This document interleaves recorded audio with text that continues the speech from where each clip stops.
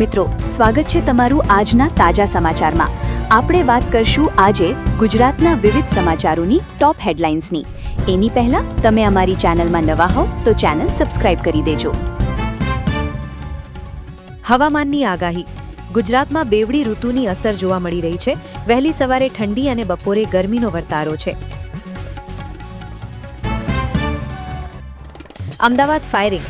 ચાણક્યપુરી વિસ્તારમાં પ્રેમ પ્રકરણમાં 2 round firing થતાં એક વ્યક્તિ ઈજાગ્રસ્ત થયો છે. ભાવનગર ઈ બસ. ભાવનગરમાં પીએમ ઈ બસ સેવા અંતર્ગત 50 નવી બસોનો પ્રારંભ. રાજકોટ અકસ્માત.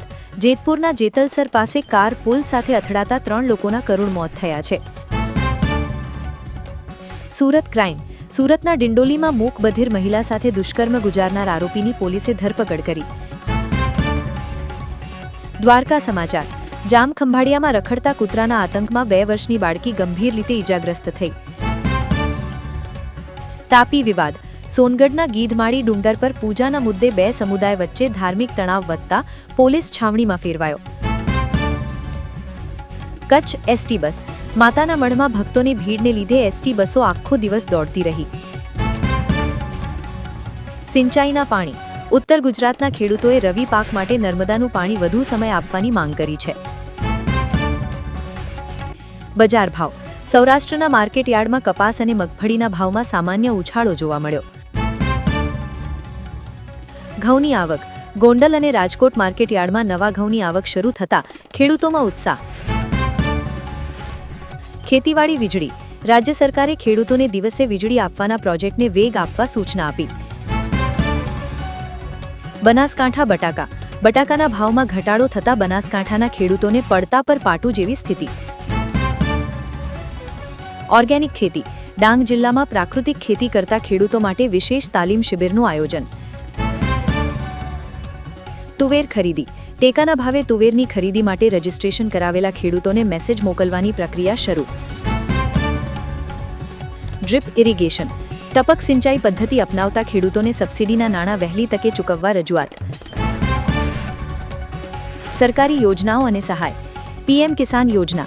પીએમ કિસાન સન્માન નિધિનો આગામી હપ્તો હોળી પહેલા ખેડૂતોના ખાતામાં જમા થઈ શકે છે. કૃષિ ધિરાણ. સમયસર લોન ભરપાઈ કરતા ખેડૂતોને વ્યાજ સહાય આપવાની યોજના યથાવત રાખવામાં આવી. ખાતરની ઉપલબ્ધતા. ઉનાળુ પાક માટે યુરિયા અને ડીએપી ખાતરનો પૂરતો જથ્થો હોવાનો સરકારનો દાવો. પશુપાલન સહાય. પશુ દીઠ ઘાસચારા માટે સહાય આપતી નવી યોજના માટે સરકારે બજેટ ફાળવ્યું. ખેતી મિકેનાઇઝેશન. ટ્રેક્ટર અને અન્ય સાધનો પર મળતી સબસિડી માટેના નવા લક્ષ્યાંકો જાહેર. રાષ્ટ્રીય ખેતી સમાચાર. ખેડૂત આંદોલન. એમએસપીની કાયદેસર ગેરંટી માટે પંજાબ હરિયાણાના ખેડૂતોનું આંદોલન ચાલુ. ખાંડ નિકાસ. સરકારે ખાંડની નિકાસ પરના નિયંત્રણો યથાવત રાખ્યા જેથી સ્થાનિક ભાવ કાબૂમાં રહે. નવી ટેકનોલોજી.